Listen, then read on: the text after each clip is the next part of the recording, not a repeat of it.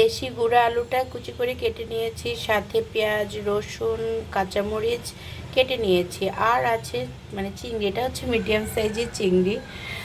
এই তো আর কি। তারপর সাথে এখানে লবণ, হলুদ, মরিচের গুঁড়া, মানে সব কিছু আসলে একসাথে রেডি করে নিয়ে মানে রান্না করতে বসলে তাড়াতাড়ি হয়ে যায়। এই তো চলুন এখন রান্না শুরু করি।